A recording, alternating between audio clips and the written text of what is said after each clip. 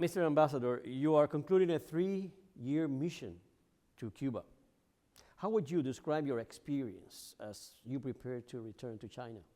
When I first came in July 2021, it was amid the global pandemic. And certainly it was very difficult at that time for Cuba. So China, at the request of the Cuban government, supported the efforts of the Cuban government and people to fight the pandemic. So that example of mutual help in times of difficulties actually reflect the deep friendship between China and Cuba. And towards the end of my mission, actually recently, we have also a lot of good news. The relaunch of the direct flight between China and Cuba, coupled with Cuba's decision to offer visa-free arrangement to short-term visitors to Cuba up to 90 days. Ambassador Ma Hui, China-Cuba cooperation in economic relations have considerably expanded in recent years, including Cuba's joining of the Belt and Road Initiative. Could you talk about some of the major areas of engagement during your time here?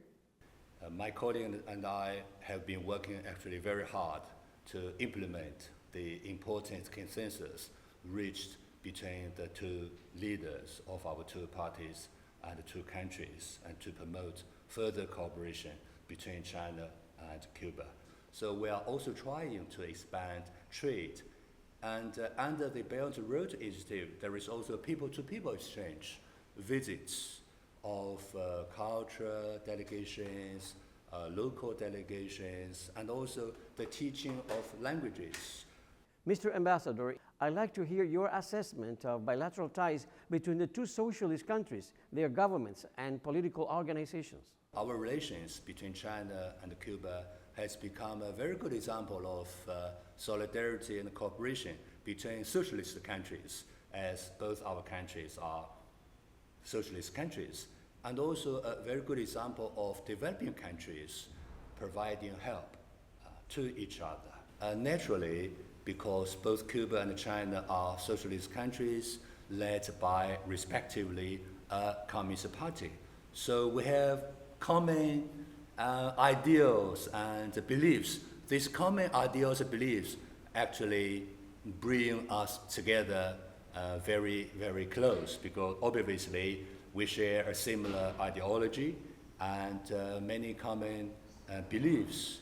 So the special relationship of these party-to-party relations actually constitute the cornerstone of the special friendly relationship between China and Cuba. As part of your work here, you have visited many communities and met with local leaders and everyday people. How would you describe your interaction with the Cuban people? I think what impressed me most during my 3 years' time in Cuba is the brotherhood, the deep friendship between the Chinese people and the Cuban people.